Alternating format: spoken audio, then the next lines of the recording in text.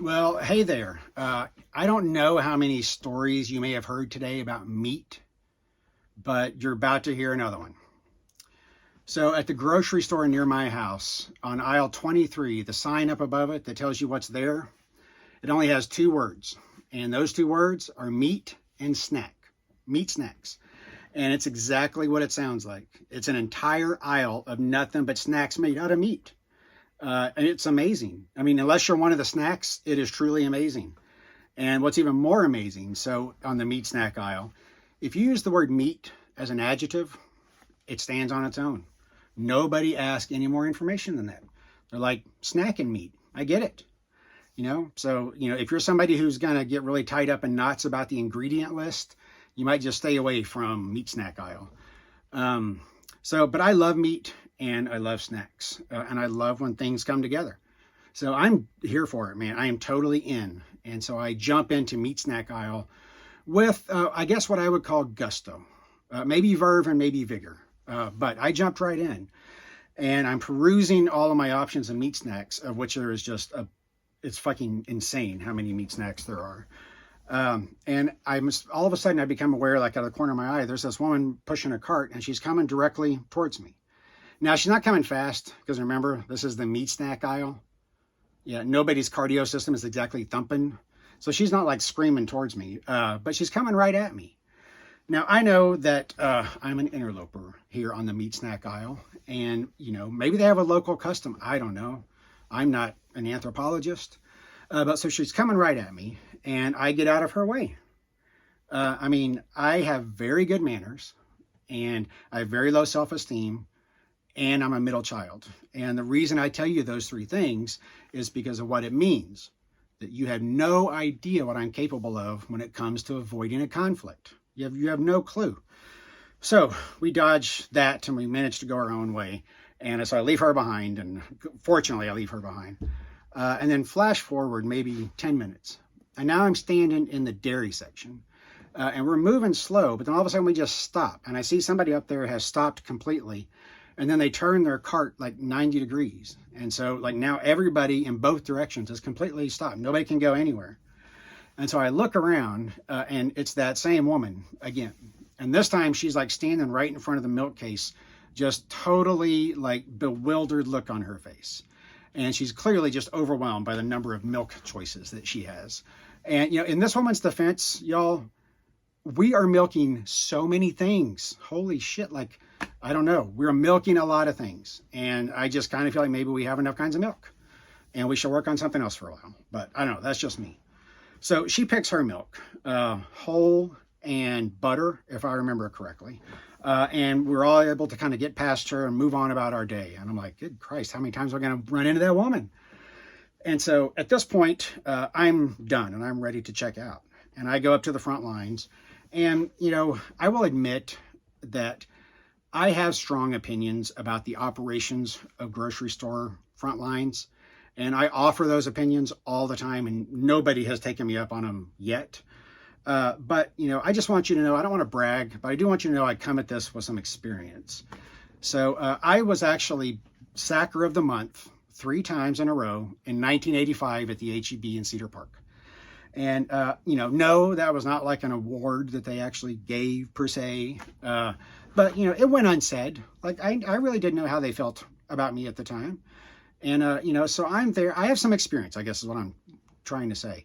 And I pick my line, and there's a lot of strategy that goes into that. You can't just pick the shortest line, right? That's a chump's game. What if some crazy person shows up with some crazy ass piece of fruit and no sticker?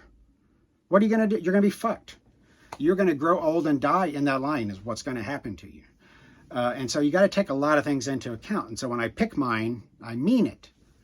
And so I'm closing the deal, right? And I'm moving right, I'm like 10 feet away, clearly making a claim on the line. And all of a sudden, at the last minute, this cart comes out of here like it's going to cut in front of me. And it's that fucking woman again. And I'm just like, are we in a blood feud that I don't know about? Did I insult your honor and integrity? At one point, like, what's happening here between us right now? And as this is happening, from up above in the sound system, the song I Won't Back Down from Tom Petty, that comes on. And now I have to confess to a little bit of an obsession with Tom Petty. And this is not the right time or place. So I'm not going to try to convince anybody like right now that Tom Petty is God.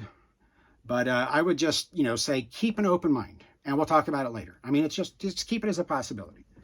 So this song, I Won't Back Down, I've owned this song on vinyl, cassette, CD, MP3, MP4, every playlist of any streaming service that I've ever had. And so I get it. And, I'm so into Tom Petty, and this is such perfect timing that it's clear to me what's happening. And you probably already jumped ahead, right? I mean, it's the ghost of Tom Petty is giving me a message and saying, don't let this bitch go through. And so I'm like, you know what? Ghost of Tom Petty, who oddly looks more alive than Tom Petty did. But yeah, man, ghost of Tom Petty, I am letting the world push me around. And so right then, in that moment, I decided I was not going to back down. And that's just the way it was going to be. Now, of course, I knew it was going to be hard because I was born and raised in Texas, which means I grew up and was taught some crazy shit about a lot of things. And fortunately, I began to see, and one of those things is gender. And fortunately, I began to be able to see that a lot of my previous things that I thought I knew were crazy.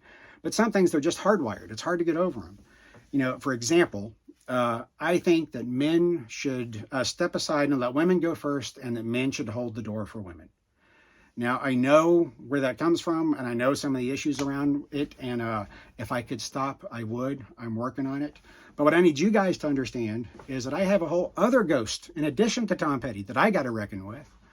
The ghost of Grandma Gallagher. Now, Grandma Gallagher was the sweetest woman that there has ever been. Now, lest any of you are sitting there right now thinking, oh yeah, well, my grandmother's actually probably sweeter than that. No. It does us no good to lie about that. No, she's not. It's just, she's not. But so my grandmother, the sweetest woman ever. And even though my behavior over the years caused her a lot of heartburn, the only time she ever got upset with me was I went through some spell for some reason where I refused to hold the door for my girl cousins like 3 times in a row. And Grandma Gallagher was not having that. And it's not like she yelled at me. She didn't have to. I wish she would have. Because what she did do was give me that grandmother look of disappointment, like I had just broken her heart, and it just hits you fucking right here. Like if anybody else gave me that look, I would laugh. But from your grandmother, it's like Santa Claus telling you to fuck off. That's what that look feels like. So I mean, that's the situation, right? Competing things. Now, if you're sitting there thinking to yourself, man, what a dilemma. Yes, that's exactly what I was thinking too, and I fucking hate those things. They're the worst. So because I'm me, I'm looking for an easy way out. But then Tom Petty's up there singing that there ain't going to be one. So I'm going to have to figure something out. Now, the reason this song even means so much to me, I Won't Back Down, is because in real life, I back down all the time. I always back down. I'm always the one who moves. If we're about to run into each other, I'm always the one who moves. It's not a good thing. It's a whole thing for me. You can talk to my therapist about it someday. But so now here I am in this particular, I'm standing here practically at the gates of hell with this opportunity, with the ghost of Tom Petty just standing there watching to see what I'm going to do. And it's like there's this cage match going on, like the ghost of Tom Petty and the ghost of Grandma Gallagher, just fighting for control of my executive functioning. And if you'll notice, I took no responsibility there whatsoever. It's one of the two of them. But so, I have to make this decision in real time because she's right there. And so, Tom and I, we've been through some shit together. And he has certainly got me through some dark periods. However, those same dark periods, that was the time when Grandma Gallagher was the one who always really stood by me and defended me and never judged. So that's a lot that I had to try to sort through. Now, if you've been paying much attention so far, you probably have a pretty good idea how this ends. But so I'm going to pause just for a moment to allow final bets to be placed, wagers to be made, get everything cleaned up. I backed down. Of course I backed down. I promised Tom Petty's ghost that I would not back down, and then the first opportunity I backed down. And I definitely did not stand my ground. That much was clear. And I think I also perpetuated the patriarchy somehow along the way. So none of that was I didn't mean to do that. But, she came by and I did like I always do. I just stepped by and I let her go. But this time, as she went by, I just sat back and closed my eyes, and I thought about Grandma Gallagher's cinnamon rolls. Now, Grandma Gallagher's cinnamon rolls, they have nothing to do with the story, but they were so fucking delicious. I think about them just a lot, just so much. All right, everybody. Well, thank you so much for letting me share that story with you, and I hope you have a great night. Bye-bye.